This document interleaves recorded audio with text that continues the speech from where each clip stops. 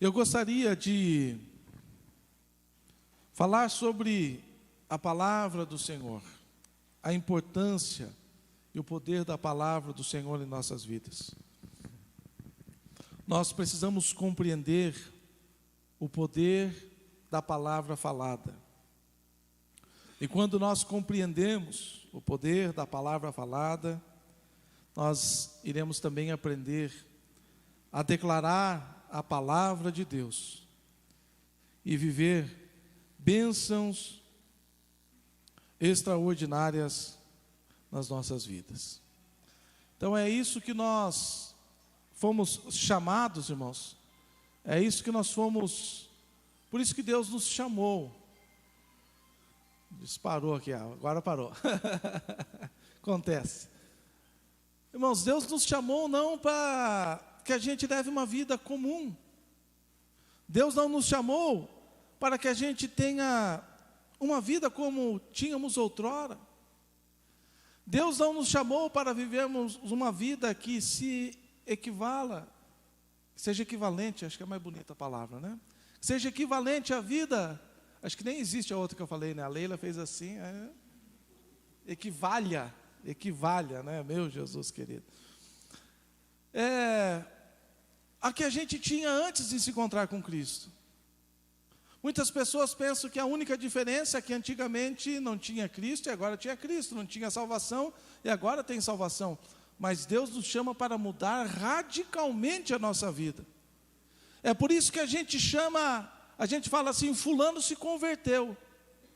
Aconteceu uma conversão. O que significa a conversão? Uma mudança radical de direção na vida. Estava indo para um lado e agora está indo para o outro. Estava indo numa direção, agora está indo na direção oposta. Estava caminhando diretamente para o inferno, agora está caminhando diretamente para o céu. Então o propósito de Cristo nos salvar não é apenas escrever o nosso nome no livro da vida e nos garantir que o pós-morte será no céu. Ele veio para mudar a nossa vida enquanto estamos aqui. É por isso que Ele nos chamou de testemunhas. Testemunha é aquela pessoa que vive o que fala e fala o que vive. Então nós temos que tirar de uma vez por todas da nossa mente esta questão de uma vida simples e comum. Nós somos adquiridos a preço de sangue. Jesus não ia se despir de toda a sua glória, vir aqui entre nós, levar sobre si todo o nosso pecado, toda a nossa iniquidade, toda a nossa transgressão, levar sobre si o castigo que nos traz a paz, para que a gente continuasse vivendo do mesmo jeito. O sangue de Jesus é precioso. O sangue de Jesus é inigualável. A morte de Jesus é coisa extraordinária. Jesus não ia morrer para fazer pouca coisa na nossa vida. Ele veio para mudar radicalmente a nossa vida, a nossa história, e tem colocado coisas extraordinárias na nossa vida. Aleluia. Primeira coisa, irmãos, nós temos que entender que na nossa boca, na nossa língua, há poder para a vida e poder para a morte. Provérbios 18, 21 diz assim: a morte e a vida estão no poder da língua. Quem bem a utiliza, come do seu fruto. Então existe poder na nossa boca. Existe poder na nossa língua. Nós estamos falando sobre ser curado em Jesus. E quando nós falamos de poder na palavra, nós poderíamos pensar, a Bíblia não diz, mas aquela mulher do fluxo de sangue não era a única mulher que estava sofrendo de hemorragia naquela época. Não era a única mulher que estava à beira da morte. Mas quem sabe foi a única mulher que soube usar bem a sua língua e desfrutou, comeu, como diz aqui o texto, quem bem utiliza come do seu fruto. Aquela mulher, ela poderia estar na cama, acamada, ela estava no final da sua vida. A Bíblia diz que ela tinha gastado todo o seu dinheiro indo de mal a pior. A situação física dela só estava indo de mal a pior. E ela estava na cama, e o que ela disse? Ela poderia ter falado: é o meu fim, não tem mais remédio que faça efeito, não tem mais tratamento que surja algum efeito, não há cirurgia, não há médico, não há curandeiro, é o meu fim, acabou a minha história. Vem aqui, família, eu vou me despedir de vocês, porque acabou a minha história, é o fim. Não, aquela mulher disse assim: eu vou levantar deste lugar. Ela não pensou, ela falou: eu vou levantar deste lugar, eu vou atrás desse tal de Jesus. Não precisa que ele olhe para mim, não precisa que ele imponha a mão sobre a minha cabeça, não precisa que ele expulse essa enfermidade. Eu vou levantar e vou até esse tal de Jesus, e se eu apenas tocar, nem que não for nele, se tocar só na veste, que seja lá só na barrinha da veste, eu serei curada. Provérbios está dizendo: a morte e a vida estão no poder da língua. Jesus usava a palavra para realizar milagres. Mateus 8, 16 e 17 diz assim: ao cair da tarde, trouxeram a Jesus muitos endemoniados, e apenas com a palavra expulsou os espíritos e curou todos os que estavam doentes, para que se cumprisse o que foi dito por meio do profeta Isaías: ele mesmo tomou as nossas enfermidades e carregou as nossas doenças. Aqui, esses dois versículos nos trazem um entendimento extraordinário sobre palavra e sobre cura. A cura, ela não é uma questão que deve ser levada em consideração por alguns fatores. Aqueles que são nascidos de novo, aqueles que têm o seu nome escrito no livro da vida, aqueles que pertencem a Cristo Jesus, eles têm direito à cura das doenças e das enfermidades. Muitas vezes a gente não faz questão disso, a gente usa a nossa palavra de maneira equivocada, dizendo: se Deus quiser me curar, se Deus quiser me alcançar com a sua graça, se Deus quiser fazer alguma coisa por mim. A Bíblia chama isso de incredulidade, a Bíblia chama isso de falta de fé, a Bíblia chama isso de falta de conhecimento. O meu povo perece por falta de conhecimento. Então nós devemos entender, Mateus 8, 16 e 17, se você quiser, você pode ler 20 dias seguidos, 30 dias seguidos esse texto, e você vai alcançar curas extraordinárias para a sua vida, porque você vai entender o poder da palavra e o direito de sermos curados em Cristo Jesus. Apenas com a palavra, Jesus expulsou os demônios e curou todos que estavam lá. Jesus não falou: esse aqui dá para ser curado, esse não dá, esse aqui já está meio mais para lá do que para cá, não vou curar. Não, Jesus curou todos. Todos os endemoniados: sai espírito maligno, o espírito ia embora. Sai a enfermidade saía, deixava de existir. Apenas com o poder da palavra. Então está dizendo aqui: apenas com a palavra expulsou os espíritos e curou, para cumprir o que foi dito pelo profeta Isaías. Irmãos, nós temos 3 textos extraordinários na palavra do Senhor para aplicarmos na nossa vida para a cura. Primeiro é o próprio Isaías dizendo: ele levou sobre si as nossas doenças e enfermidades, e o castigo que nos traz a paz estava sobre ele, e pelas suas pisaduras nós somos sarados. Nós temos aqui Mateus citando Isaías, dizendo: ele tomou as nossas enfermidades e carregou as nossas doenças. Então esse foi um trabalho de Cristo extraordinário em nosso favor, de tomar sobre si as nossas enfermidades e carregar, quer dizer, tirar, levar embora. Não carregou em nossa direção, ele afastou de nós as doenças e enfermidades. E nós podemos ainda usar o texto de Pedro, porque Isaías profetizou alguma coisa que aconteceria. O texto que Mateus está escrevendo estava acontecendo. E quando Pedro escreve a sua segunda carta, ele diz assim, quando ele está falando sobre sermos curados, ele diz assim: e ele levou sobre si, não, ele diz, as feridas, nós somos sarados. Para que devemos usar o poder da palavra? Para criar o que ainda não existe, para trazer a irrealidade à existência. Isso aqui, irmãos, é andar por fé e não por vista. A fé é trazer a irrealidade à existência. É difícil entender isso, mas vamos lá. Gênesis 1:3 diz assim: então disse Deus, haja luz e houve luz. A luz não existia em lugar nenhum. A luz era uma irrealidade.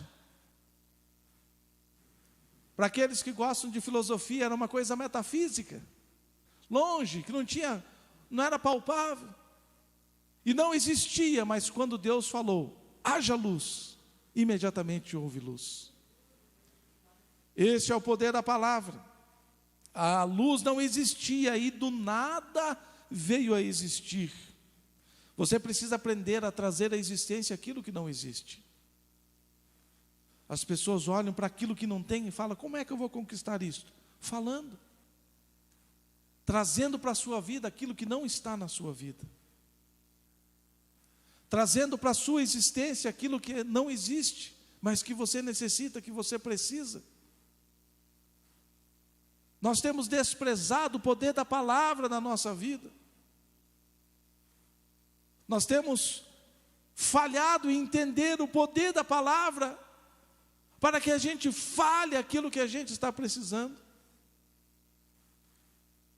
O que é que você necessita? Qual é a cura? Qual é o milagre que você está necessitando? Quem sabe você olha para si e fala assim: eu não tenho mais saúde como eu tinha. É só chamar pela saúde na sua vida, pelo poder da palavra do Senhor. Você pode citar esses 3 textos. Você pode citar aqui Mateus, que nós acabamos de ler, dizendo: Deus, a tua palavra diz que o Senhor tomou as minhas enfermidades e carregou as minhas doenças. Então eu preciso de saúde, Senhor. Eu não sei como, eu não sei que hora, eu não sei aonde, mas eu preciso de saúde, Senhor. Mesmo que não exista agora, eu estou trazendo à existência a saúde que não existe no meu físico, porque eu creio no poder da palavra que o Senhor tem liberado sobre a minha vida. Todo Gênesis 1, Deus tira da sua mente o que não existia e traz a existir. Ele vai falando e as coisas vão acontecendo. Então nós precisamos aprender, irmãos. Deus, meu salário é pouco, então eu preciso de um salário maior. Então começa a declarar: um salário grande não existe na minha vida, mas eu declaro um salário melhor. Eu declaro uma promoção, eu declaro um reajuste, eu declaro bênção, eu não sei, na mente, nas finanças, no bolso do meu patrão. Eu abençoo a empresa, seja o que for, mas que o resultado venha chegar aqui no meu bolso, porque eu preciso, Senhor, de um salário melhor. Nós precisamos aprender a usar a palavra. Muitas vezes nós estamos falando o problema e não falando a solução.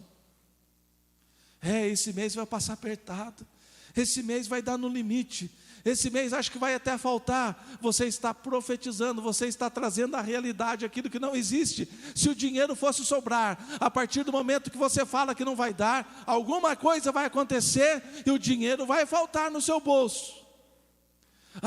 Agora que eu passei, uma época eu comecei com essa folia: Passei dos 40, agora já começa uma dorzinha ou outra. Ah, está amarrado em nome de Jesus. Eu passei dos 40, já estou passando dos 45, mas eu estou declarando todos os dias: Senhor, eu quero saúde sobre o meu corpo, eu quero vigor físico para anunciar a Tua palavra, para ser testemunho, Senhor. Eu creio no milagre poderoso na minha condição física, para que todos vejam e creiam que Tu és maravilhoso e há poder na Tua palavra. Então nós temos que declarar, irmãos. Aquilo que a gente declara acontece na nossa vida. Me falaram mesmo, passou dos 30, já começa a dor aqui, dor ali, começa a falhar aqui, começa... Não, irmãos, tem que passar longe da nossa boca essas palavras. Nós temos que trazer à existência aquilo que nós desejamos que exista. Eu estava conversando com uma pessoa na quarta-feira, e eu fiquei estarrecido, porque eu sabia que o problema era grande, mas não sabia que era tanto assim. E nós estávamos conversando sobre como Deus alcança as pessoas, como Deus trata as pessoas e como o mundo está trabalhando contra a família. E ele falou assim: olha, deixa eu contar uma triste realidade para você. Ele disse assim: na minha escola, na sala do meu filho, o único casal que ainda está junto sou eu e a minha esposa. E quando a minha filha fala: não, meu pai e minha mamãe estão juntos ainda, fica todo mundo assim: nossa, teu pai e tua mãe não são separados.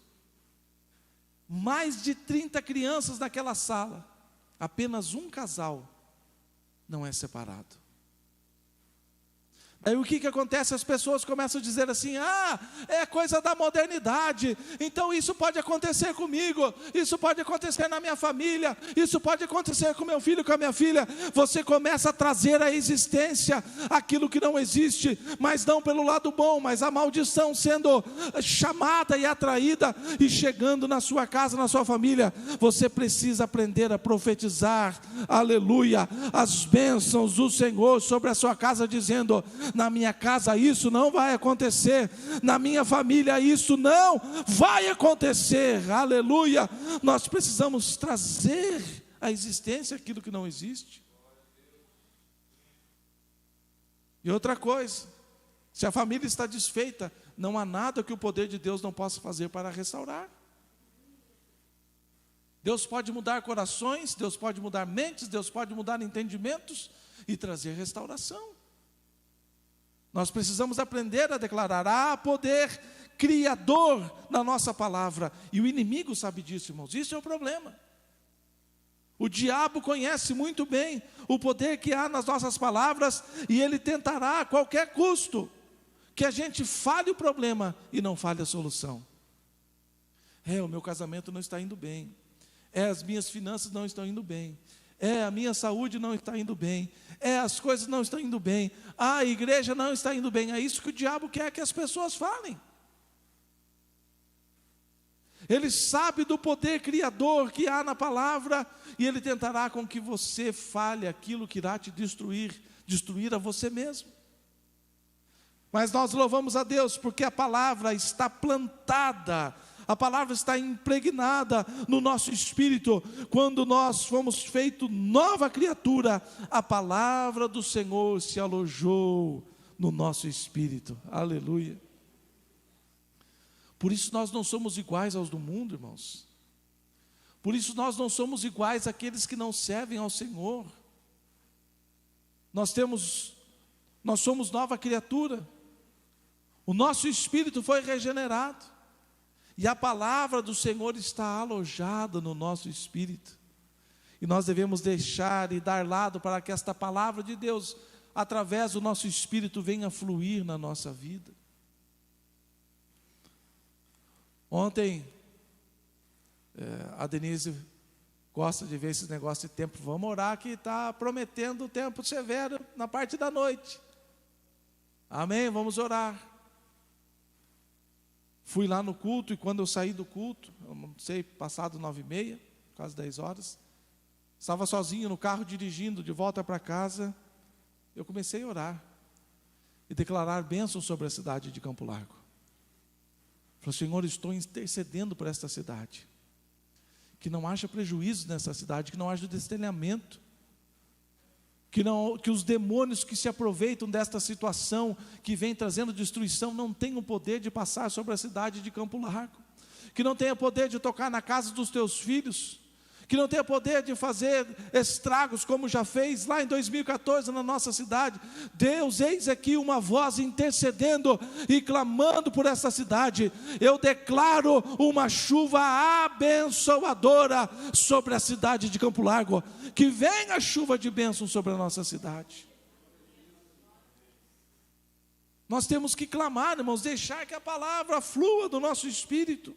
Nós precisamos aprender a controlar as palavras que saem da nossa boca, manter-se em obediência à palavra de Deus, para que nós possamos ver aquilo que não existe vindo à existência.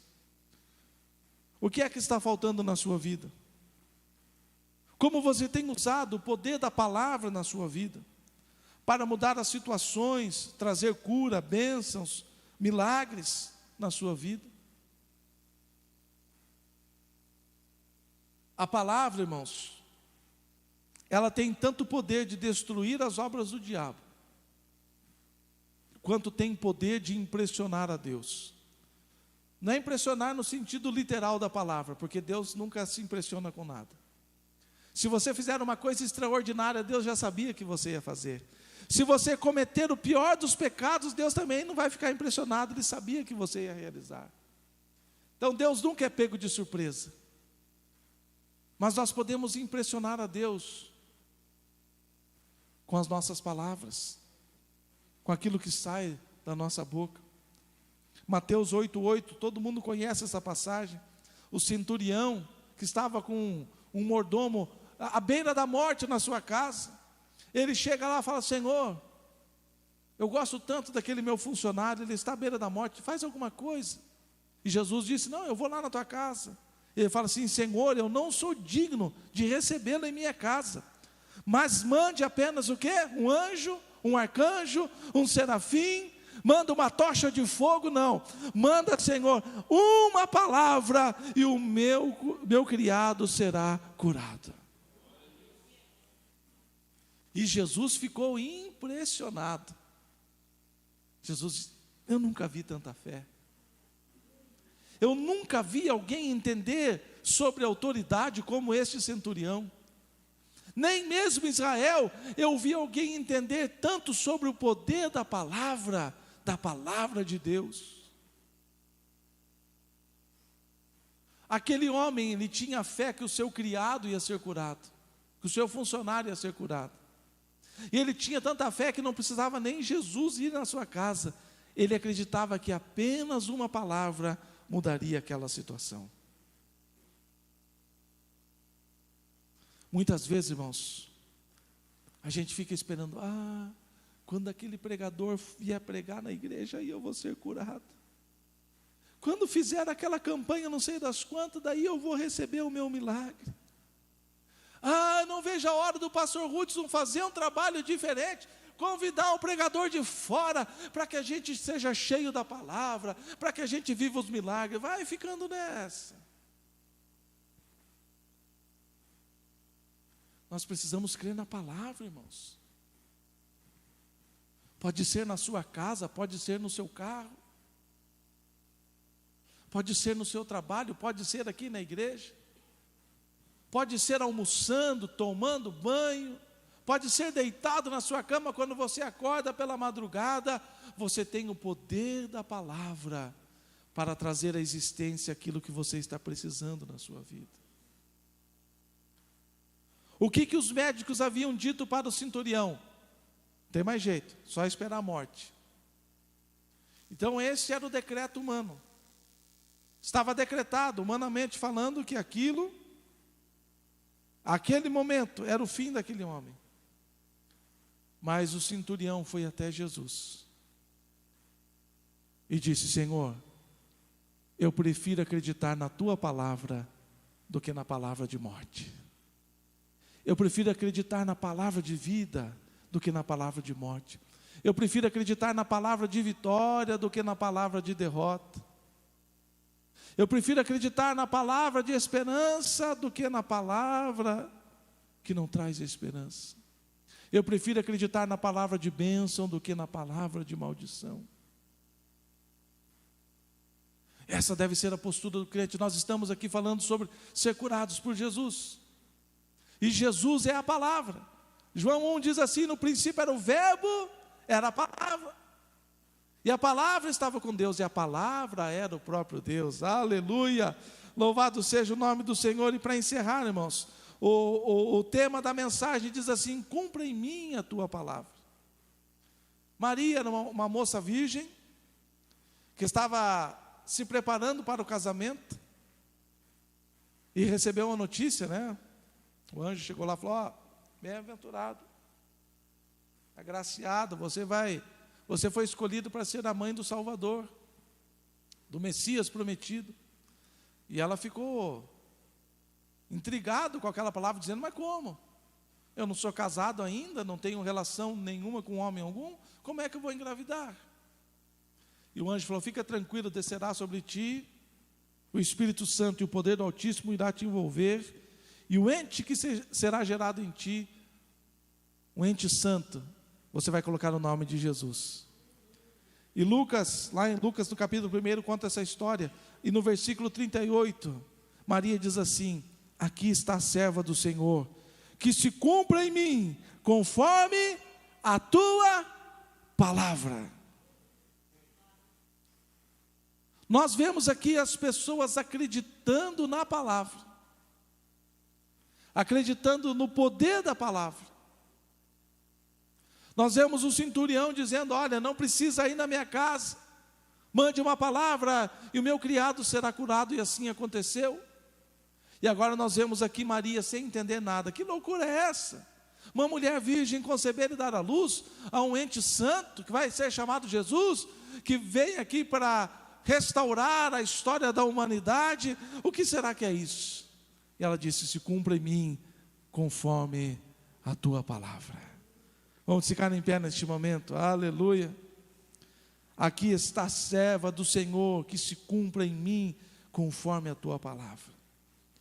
De qual enfermidade você precisa ser curado? De qual problema você precisa ser liberto? De qual milagre você está necessitando? Que algo extraordinário você precisa que aconteça na sua vida?